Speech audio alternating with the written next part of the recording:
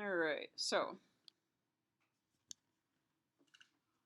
with our general letters used for approximation of the rate function, approximation of net accumulation, and interval width of delta x, a starting point for the accumulation at lowercase a.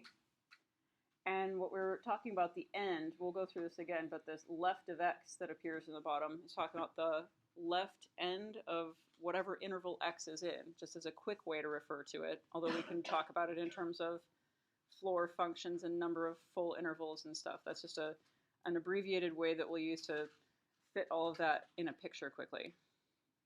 So a of x is the accumulation due to completed intervals plus the accumulation so far in the interval that x is currently in. So what we talked about was accumulation due to completed intervals. Those are all the same width. We use each rate from the left end of each of those intervals for the same amount of time. So the first interval begins at the x value or input value of this lowercase a, that's that generic starting point. And I use the rate, the exact rate at time a for delta x units. And so there's, right here I have written r of a, but I can also write r sub f of a because those are the same. R and r sub f have the exact same values at interval boundary points. So r of a is the same as r sub f of a. 1 unit later, the beginning of the second interval, where the x value is a plus delta x, r and r sub f have the exact same value again. So this is, I could write this, or I could write this with a subscript of f, and it would mean the same thing. The reason I'm writing it with the approximate value is so we can keep in mind that this is an approximate rate of change function. And I'm using this rate for a full delta x unit across. So that picture of the approximate rate function is what we're pretending this red curve looks like, which is in the scale that this is not a very good approximation. But we could make delta x presumably as small as we wanted, but you just wouldn't be able to see it then very well. So my second rate that I'm using, the rate at the beginning of the second interval, times the length of that second interval, the rate at the beginning of the third interval, times the length of the third interval, and so on, however many intervals I want. 2,409, 3, 18.7, I can do that, but if I have a decimal part, I'm going to have a current interval that I use for part of it. So the thing is that all of these, I use one rate for the exact same amount of time. The only thing that differs from term to term in this sum is where is it that I'm evaluating my rate function, whether I call it my exact rate function or my approximate rate function, r or r sub f. I'm evaluating them at different spots. They're all a plus something. This one's, well, a plus 0. A plus 1 delta x, a plus 2 delta x, a plus 3 delta x. So I want to be able to, and you can re-index this, and there's ways we could have done this differently, but this way, when I use j equals 1, that's telling me about the rate in interval number 1. And when I use j equals 2, it's giving me the rate in interval number 2, and so forth. So that's why it's done this way with this kind of messy looking j minus 1 here. But that way, substituting in 1, I'd get r of a plus 0 delta x, which is r of a, as the rate. And then delta x, this one multiplied on, is that one out here. So each of this is m dx plus a different m dx plus a third m dx. The dx part is the same. The m just keeps changing from one interval to the next. Now in reality, it's not a dx, it's the full width of this interval. They're done. So it's not a variable anymore, but it's the equivalent of that. Multiply the rate by how long you're using it for to figure out the accumulation due to that rate. And so this is the accumulation due to the first interval, the accumulation due to the second interval, meaning x traveling through that second interval worth of values, whatever it might be, the accumulation in the third interval, and so on. And if I have something like this, like I said, I've got 18.7 intervals. Well, I'd have 18 of these, so j equals 1 through 18, plus accumulation so far in the current interval. which it's not 0.7 units, that was 0.7 of an interval, the way I said it. But what we need to know is just what's the rate in that current interval. It's the rate at the left end of that current interval. So left of x has one value. So I can't put left of x in here because r of left of x is, when x has one value, r of left of x is just one number. It's not that whole set of left boundary points, it's just the most recent one.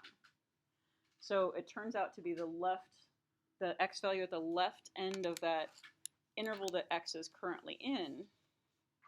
And again, how we computed this left of x, and let me fuss around with this, is, well, we need to know how many complete intervals there were. And we said that we'd found the number of complete intervals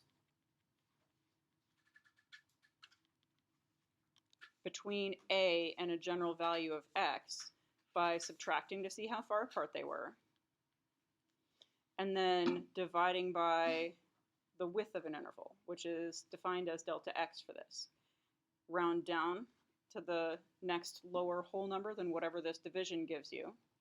So if it comes out to 18, you leave it as 18. If it comes out to 18.7, you still call it 18. That rounding down to an integer. This is the number of complete intervals between a and x. So if I want to talk about the left end of the last interval, meaning past all of the complete intervals,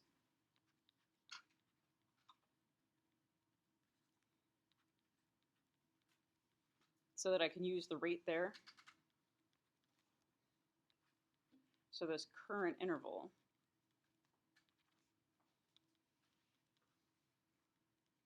it's the same as the x value at the right end of the last complete interval. Same spot. I want to know where that boundary is. So to get to this spot in the picture, I'd have to start at a and add, well, how many complete intervals there were worth of delta x. So start at a and add how many complete intervals there were.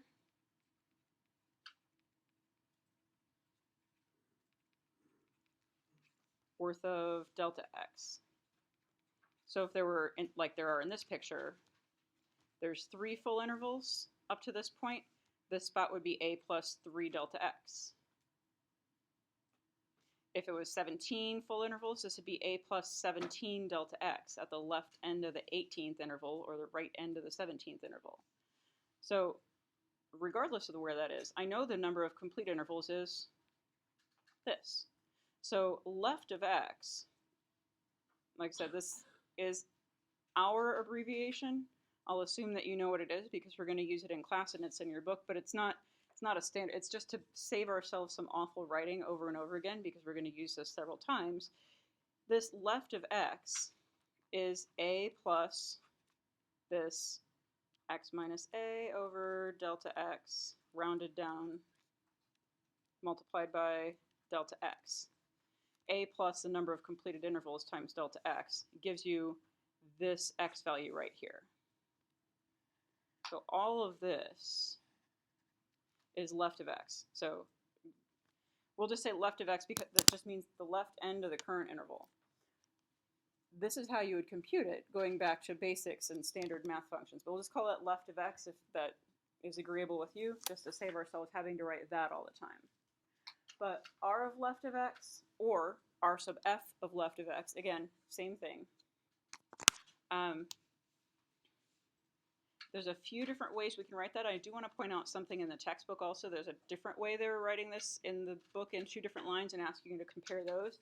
And neither one of them is this r of left of x. It just says r of x, which is the same because r of x in the current interval is, well, r of x is this set of function, the constant lines, those piecewise constant sticks that go across. And its value in the current interval is this value right here. So if you've defined r of x someplace else, then you can also just call this r of x. It's not r of something previous. For any one x value, this is only supposed to, each of these rates is supposed to have only one value. But these are all supposed to be different from one another. So if I put x in all of these and call them all r of x, I'd get the same rate every single place for one x, and that's not what I want. I want to use a whole bunch of different values of the rate, only the last one, this one here, could be called r of x, because our x has one value at a time. The rate function has one value at a time. All right, so in any case, this r of left of x is the rate at the start of the current interval, also known as r of that, which looks awful, which we could do that. That's just the rate part. This dx, this is the part we talked about just at the end of class. That dx is representative of, well, it's not actually the full delta x width. X is still within this interval, and it's growing from 0 out toward being delta x long, and it's somewhere in between 0 and delta x. So if x is somewhere, this dx is somewhere between 0 and delta x in length, I want to know how long is it? Well, I just have to figure out how far x is past the beginning of the interval. Just like that in the quiz question, that x minus 0 or x minus 2 or x minus 4 that was tagged on at the end. I want x minus, well, the x value at the left end of the interval, which again, I could write that the messy way, a plus all of that stuff, x minus this, or to save ourselves some sanity, x minus left of x. So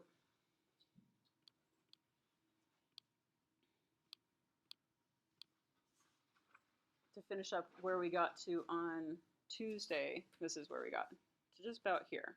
So dx in terms of x can be measured by saying how far is x past the beginning of the current interval, the beginning of the interval that it's presently in. And while that interval starts at not a, it starts at left of x. So x minus left of x, short way to write that. X minus a plus this delta x would be the long way to write that. So this tells us about accumulation due to a rate. It doesn't take into account any starting values, whatever. So this is a function whose value begins at 0 when x is at a. So we're measuring accumulation starting at x equals lowercase a and going onward from there. So this is called our net accumulation or accumulated change in whatever we might be measuring, height, distance, something, between lowercase a and any value of x.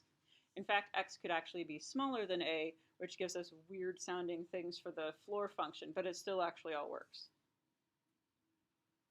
So I'm going to start this over kind of. We just talked about this on your quiz, but again, this is to write this. It's the same thing up top with the small details left out. Primarily, it's about our two key constant rate of change principles. To find a change in the dependent variable, to find dy, I do constant rate of change times the change in the independent variable. To find dy, I do mdx. You can think about that here. Within each term of the sum, we have a rate times a delta x. All of those intervals are the same width, delta x. And also in the current term, which happens to be a different length, but it's still a rate times a something, times a change in the independent variable. This one's kind of ongoing as x increases. As x increases, this delta x stays the same. So that's our one key constant rate of change piece that we use. The other one is how do you find new values of something? We haven't really talked about this aspect yet, but it's really just one step beyond for our overall function. But within, we use this to get from one piece of our piecewise function to the next. To find a new y final, to find a new value of whatever it is, whether it's new value of overall height of the plane or new value of approximate accumulation so far, you have to start from someplace and add additional changes. So let's see if I can scoot this a little. So this y initial, you can think of this for any x value, even as x changes a little, this is going to stay the same. This is kind of like where we're starting from, what's already done due to all the full intervals. And then we add on a little bit that's still changing within the current interval as x wiggles even a little bit forward, this is going to change in value unless the rate happens to be 0. But I've got the stuff that we started with that's already done, that x is past, plus what happens new. So kind of thinking about one line at a time of when we're writing this in piecewise function form instead of sum formation, the first line only really had a rate times a dx, that like negative 7x. The next line, we had to have something that happened already, the negative 7 times 2 plus what's happening at the new rate for however long it happens. So each of those was a y initial plus mdx sort of formation, or y initial plus dy. dy is mdx, so same thing.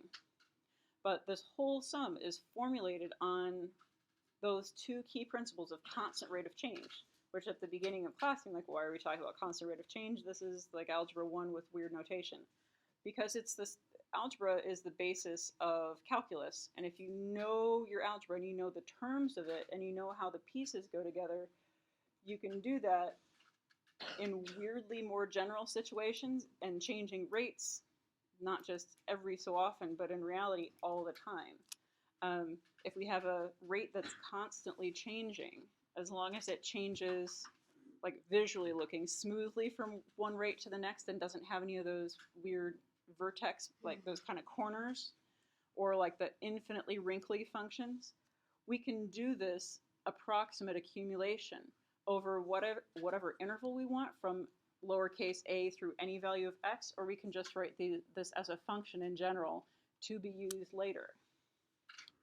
So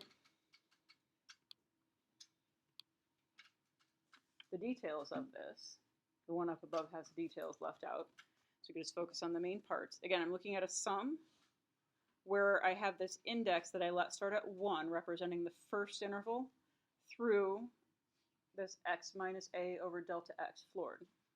That represents the number of complete intervals, so that this sum will tell me about all the accumulation in complete intervals once I finish it out. I just have to figure out where do I evaluate my rate function. And again, this r could be r or r sub f,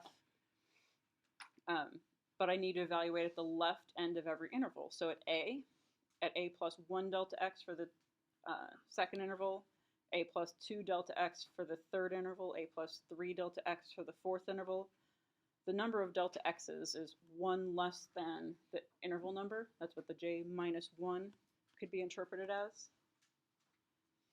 So within each complete interval, I've got a rate times delta x, and then I add up that for each of the complete intervals, plus I evaluate the rate function at the left end of the current interval, the one that might not be delta x in length. Well, if it was, we dump it in here. And then times how far x is into that last partial interval. So how far is x past the beginning of that current interval? How big is x minus left of x? So all of these pieces help us with finding approximate accumulation. So this is approximate accumulation. Again, this is starting from at an x value of a, the generic starting point for this. This function has 0. So if I put in capital A of lowercase a, you'll see I'm going to get no complete intervals. So there's nothing to add here. And how far is x past the left end of the interval? That would be 0. So this would be 0 also. So all this turns into 0 if I insert the x value lowercase a. If I insert anything larger than lowercase a, I'm going to get something that I could compute here if I had actual rate functions to look at. And I'd need to be given a delta x value. I need to be given an approximate rate function or an exact rate function, either one. You could use either one. But just keep in mind this r could be r sub f. This r could be r sub f. And I want to take a look at your book to show you one other formation that this has. And this is in section 5.2, if I believe, yeah. All right, where is this? It's big red boxes. So I'm just going to look for red.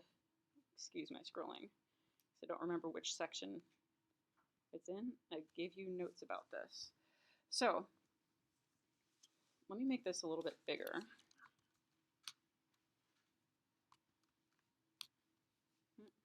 There we go.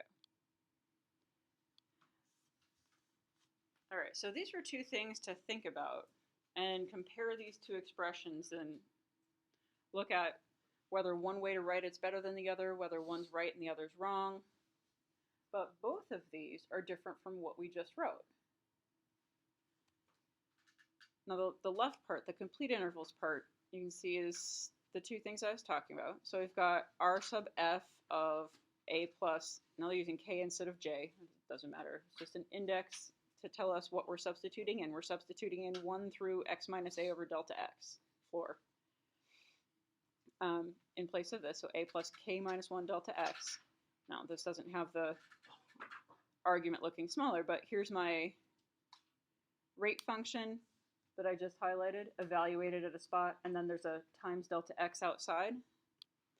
So there's this r sub f of something times delta x, and down here they just have r of the same something times delta x. And it's all this left-hand part is exactly what I was just talking about. You could put r sub f or you could put r in these spots, and that means the same thing, because where I'm evaluating this exact rate function is only at the left end of intervals, which is exactly how function r is formed.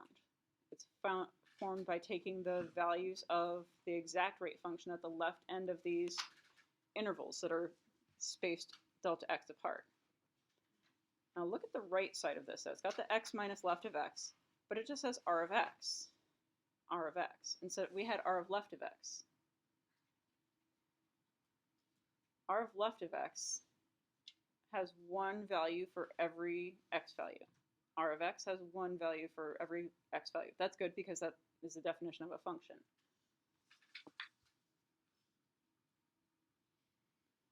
But if you can see, this is, if I have r of x defined, and I'll just use the example of the plane that we had earlier. So I had r sub f of x, I'm just using the plane's formula, was x squared minus 7. R of x was either -7, -3, or 9, depending on what interval we're in. I'm just going to write this the short way because I want to save some time, but 0 to 2, 2 to 4, this way, and 4 to 6. So if I said r of left of x, and let's see, well, okay, first of all, if I said left of, in this situation here, where my intervals are 0 to 2, 2 to 4, 4 to 6, if I said left of 3.7, what's the value of left of 3.7? Yeah, so 3.7 is in this interval, 2 to 4. The left end of that interval is 2. So again, this left function is a rounding function, but it rounds like back to the beginning of an interval, as opposed to the floor function, which rounds to the next lower whole number. But they're both rounding down sorts of functions, in fact. If I said something like left of 1.2, like, oh, well, 1.2 is in this first interval, so rounding back, that's 0. So if I write r of left of x for any x value, I'm going to get r of, well, anything between 0 and 6. I'd get r of 0, r of 2, or r of 4, depending on what x I pick, right? It's going to come out to be r of 0, r of 2, or r of 4, depending on what x value I pick. So if I have r of left of 3.7, that's r of 2,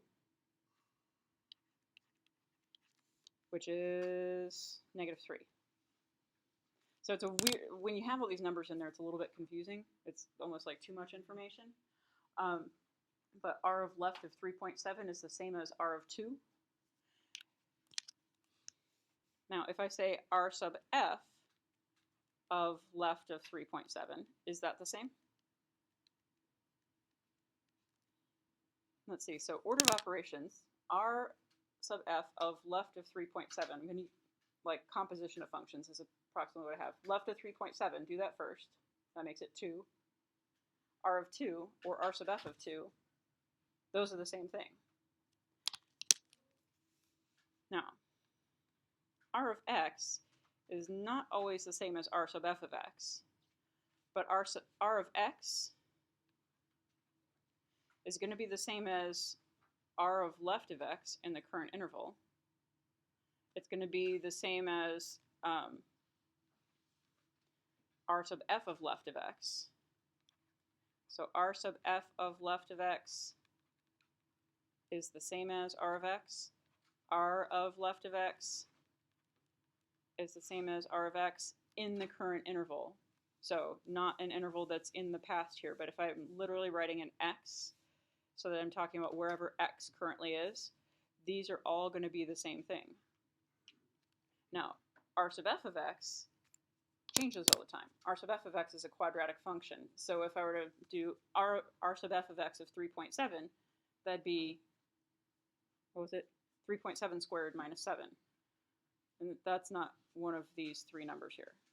So I don't want to use r sub f of x in that spot, but I can use three different things in that spot, and they all mean the exact same thing. I can use two different things in this spot, and they all mean the exact same thing, whether I put r sub f there or regular r. When these inputs are all the left ends of intervals anyway, they're identical in their values. It's just when I have x as an input, r of x is okay. R sub f of x is that varying changes all the time function. I'm no longer using a constant rate. But these three, r of x, r sub f, and r, either one of left of x, those all have the same value for any x. All right, so that said, let me get this off the screen. There's one other comparison on the same page right below. And that's about what we were just talking about, this r of x versus r sub f of x out here. Those are not the same. R sub f of x, like think about the plane, x squared minus 7. If x is like, 7 versus 7.1 versus 7.2, or whatever numbers I'm going to use, this one changes in value all the time, whereas this value will stay constant for one full interval at a time until x goes on into the next interval. So I don't want to use r sub f out here. I could use r sub f of left of x, but I can't use r sub f of just plain old x. This is the always changing exact rate function. So just don't use r sub f of x, and we're good. We can use r, you can use r of left of x or r sub f of left of x in these spots. But just think about that if that doesn't quite make sense now. Contemplate, ask it office hours or something. I'm going to have for you to look out over the weekend. There's going to be a quiz, like an online quiz again, like as a last sort of study thing before your test. It'll be Wednesday next week. And it's just going to be about some accumulation stuff, multiple choice, so nothing hard where it's weird to graph it and that sort of thing, just multiple choice sorts of pick things. But about this accumulation, so I'm going to give you some like problems to help you think about the meaning of the different parts of this, so they know that you know what it means, or if you don't know, that you come ask for assistance at office hours, tutoring, etc.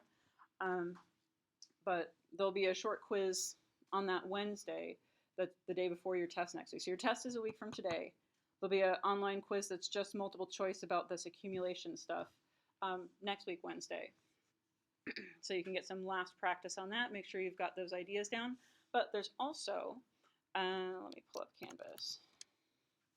There's also a few other things posted right now. And I'm going to post one more while I'm on this page, which is actually probably more useful later. But this is a GC file, what I just activated here. It's the accumulation sum all typed into GC, so you can see what it does. We're going to play around with it a little bit now in the remaining time that we have in class. I've got a worksheet for you. We're going to kind of work through it.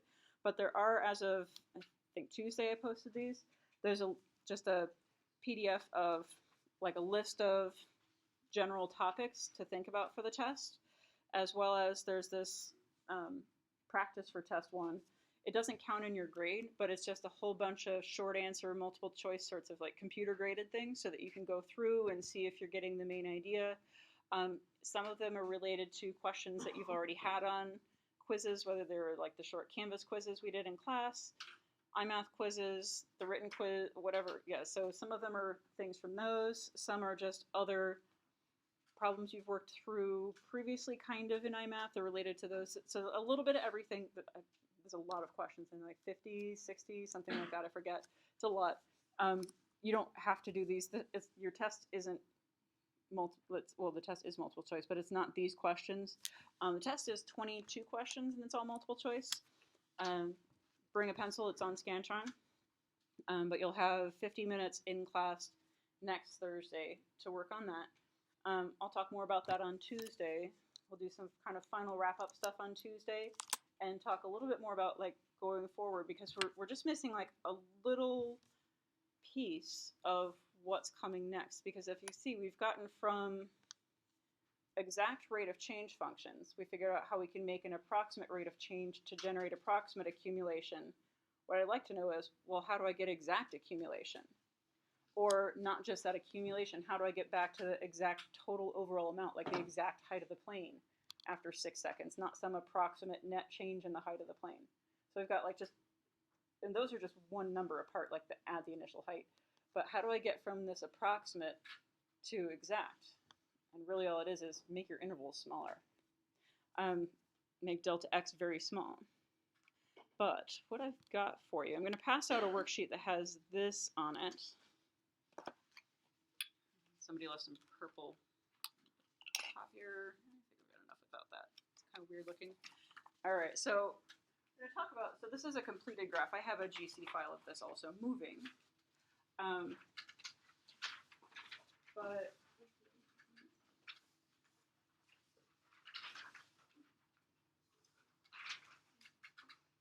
think about taking a big truck full of sand and unloading the sand onto a scale, and thinking about the rate of change of the weight of sand on the scale as time goes on. And the units, as you can see up there, if you don't have the sheet yet, or you will momentarily if you have the sheet, the rate of change is measured in hundreds of pounds per second, being dumped out of the truck.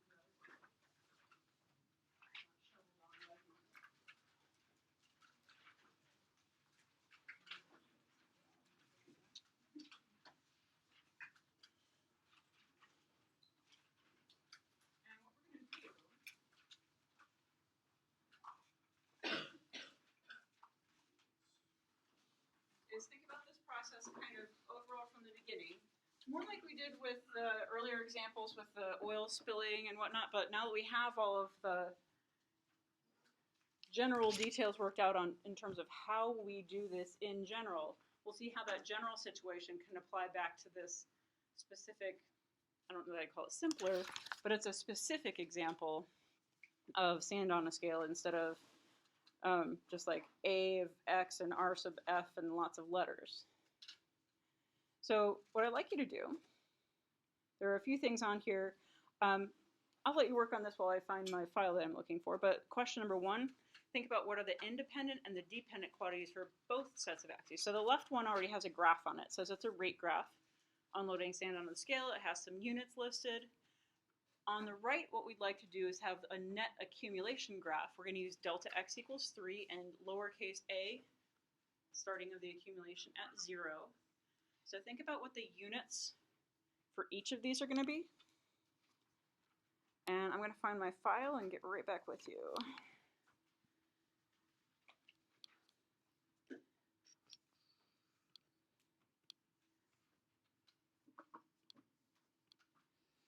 All right. Where are we? Sand.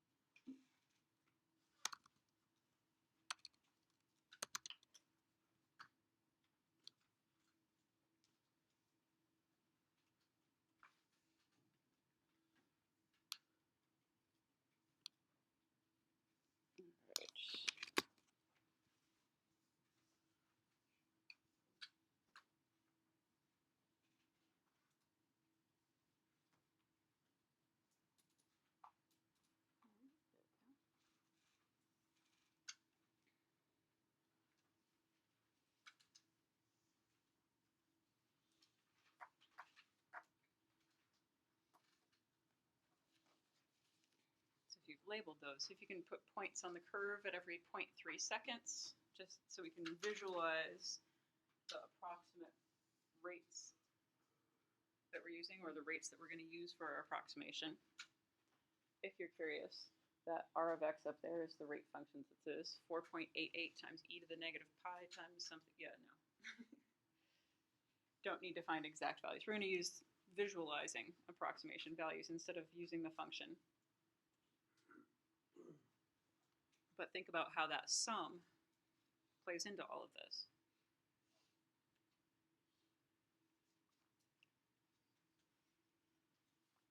And so if you've highlighted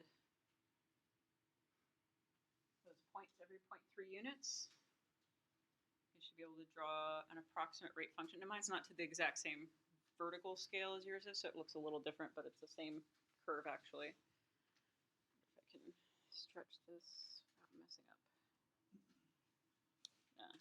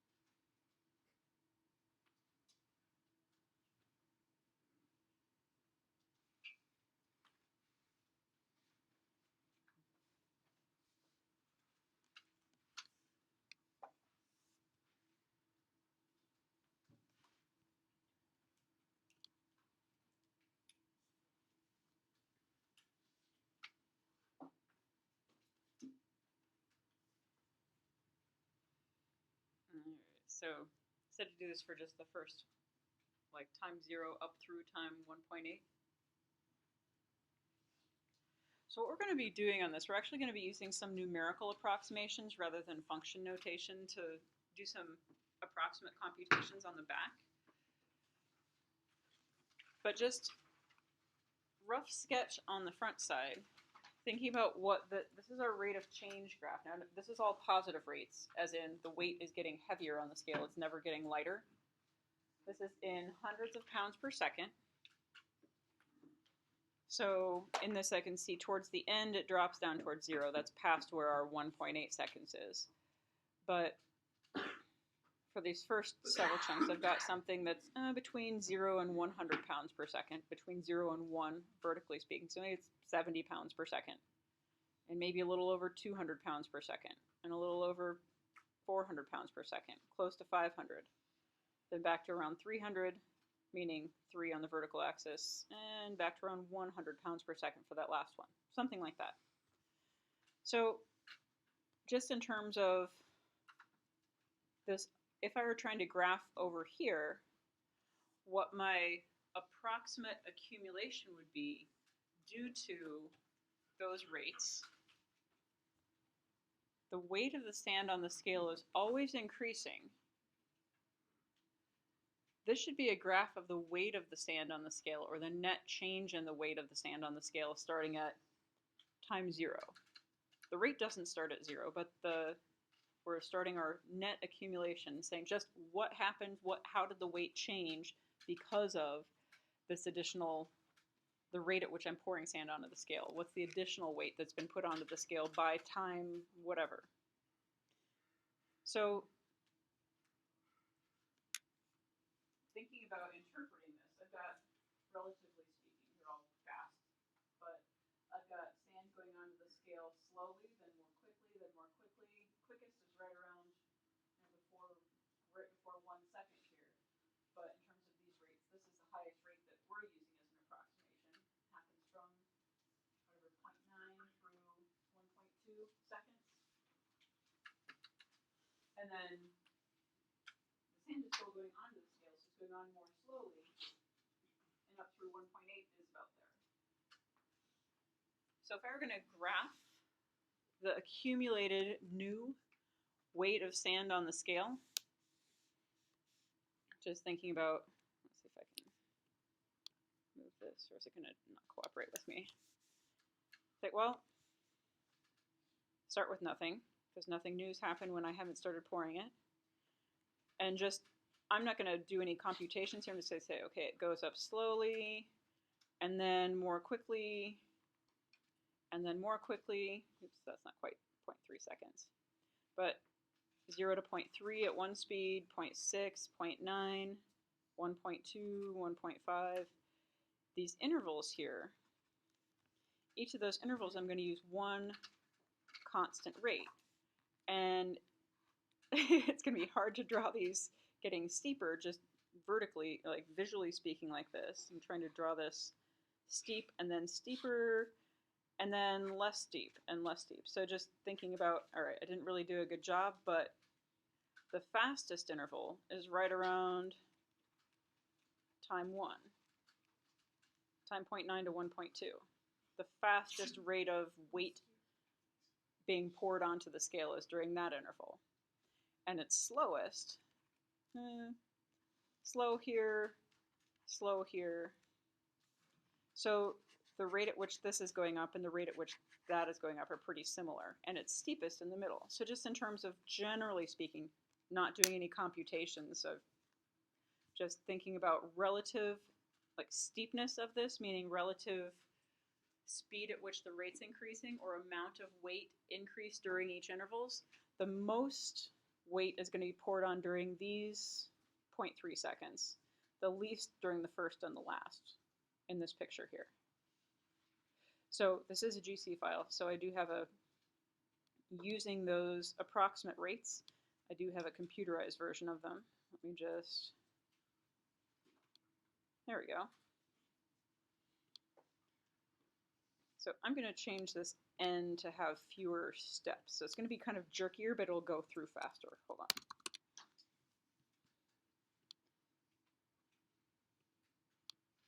So as N increases, so you can see the first interval, I have very low amount of increase in my weight of sand. And the second interval, third interval is a little bit more. And it gets steeper. Steepest, you can hardly even see the difference between those, kind of like my side picture. And then it kind of tapers off at the end. And this is about, I went a little bit past 1.8 seconds.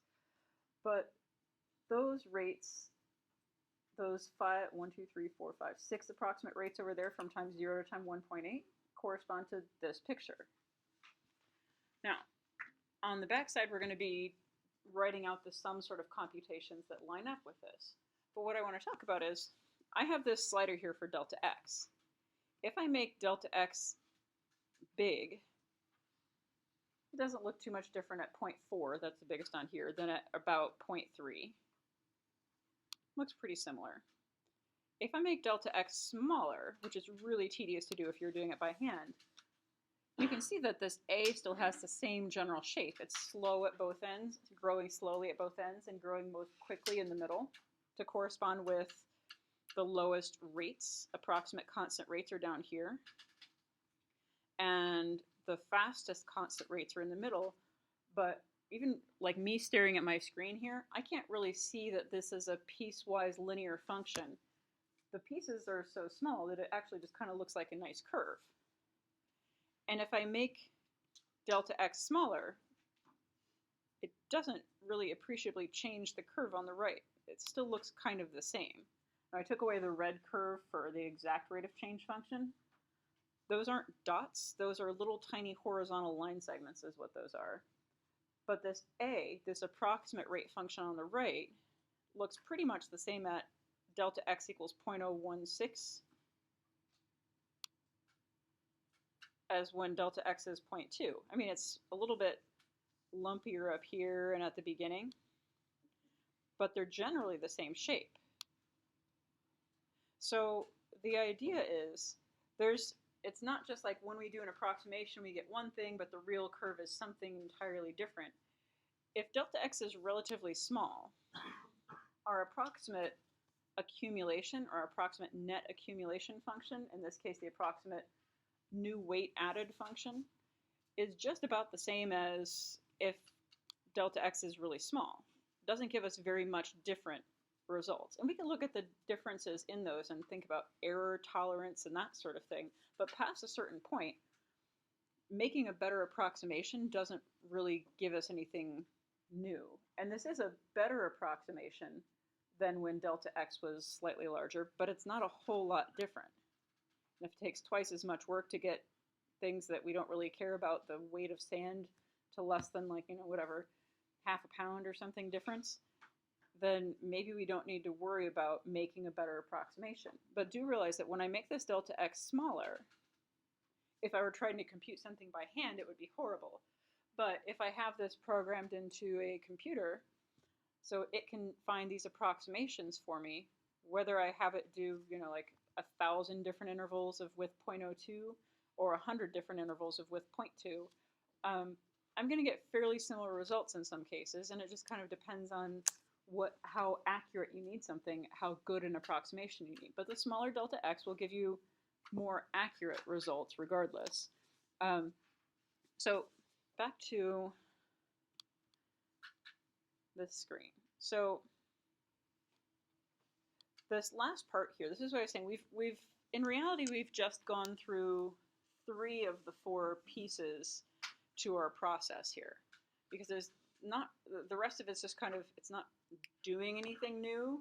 We'll talk about it briefly on Tuesday next week, but it's just writing it in a different way to indicate that it's more exact. But if I want to talk about how fast a quantity is changing and I want to know how much of it you have, what we were doing was starting from an exact rate of change function and using that to create an approximate rate function.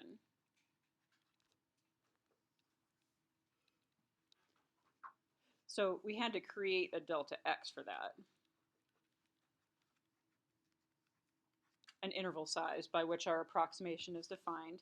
We also had to define a starting point, like this lowercase a, but that isn't necessarily, that's not how we do the approximation. It's usually just something related to the problem. When does this rate actually start? So the a could even, the lowercase a could pertain to the exact rate of change function also.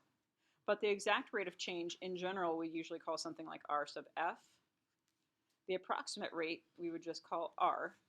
All approximate rates just get to be r, where this is the exact rate of change of some function f. That's where the f comes from. So I'm going to write out the rest of this.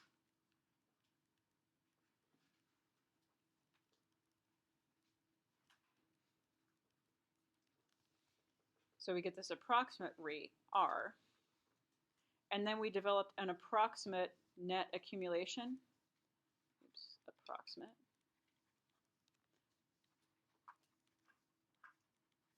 So net accumulation is a kind of generic term to cover all bases. With a specific process like this sand here, I could call it the approximate new weight of sand, or the approximate additional sand added to the scale since time whatever I wanted to start it at. In this one we started at time 0.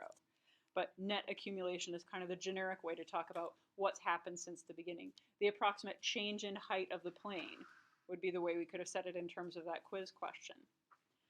So this function we call a, and if I want to make an exact net accumulation,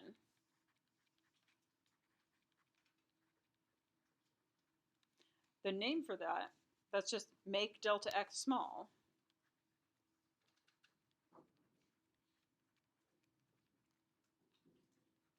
So I'll say extremely small, but this is a relative term, extremely. The name for this, we'll call this a with a subscript of f.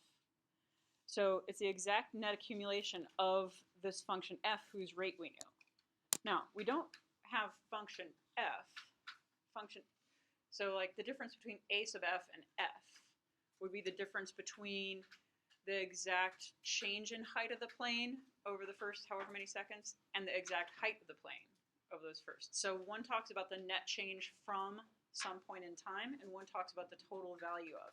But the only difference between those two is a constant, a starting value at time, lowercase a. And so that sort of thing, we're going to talk a little bit more about that as we go on, but it's not part of the summation. It doesn't utilize the rate. And this getting from step 3 to step 4 here, from approximate net accumulation to exact net accumulation, it's not what we're focusing on your test. That's just so you know, there is like another step to this that we're getting to, but there's not really any other math to do. What I'd like you to do over the weekend, in addition to other things I'll post about, like maybe study for the test, etc., is the back side of this. So here's our sum formation here. And what this asks for is to think about how this summation would compute the approximate net accumulation up through time 1.4. So using starting value of time, starting a equals 0, delta x is 0.3. So think about how many complete intervals there would be. Think about what each of these expressions as the column headings represent. Compute values for them, just numerical estimates off of the graph. You don't have, like, using the rate values that it looks like, oh, it looks like about 70 or 0.700 pounds per second, whatever that is. Just use a numerical approximation. Don't use function notation in here. So I've got several complete intervals. I didn't tell you how many, 1, 2, through however many there are, and one current interval, which is different ways you can write this. R of x, R of left of x, R sub f of left of x, however you want to write that. And then add up all these results, which would be adding all the terms of the sum plus the one stray constant term to get the approximate net accumulation by time 1.4. All right, so over the weekend, see if you can figure out those. We'll talk about that at the start of Tuesday, some of the sort of wrap-up stuff, discussion about the test. And then Thursday next week is your test. You've got some other iMath stuff homework-wise to look at as well. I will see you on Tuesday. Oh, I don't have office hours today. Unfortunately, I have to leave. Actually, kind of nowish. So. Hey, is this better practice than the practice test? Well, the practice test covers like 100 different topics. This covers one topic. So this is like part of it. So if this question changes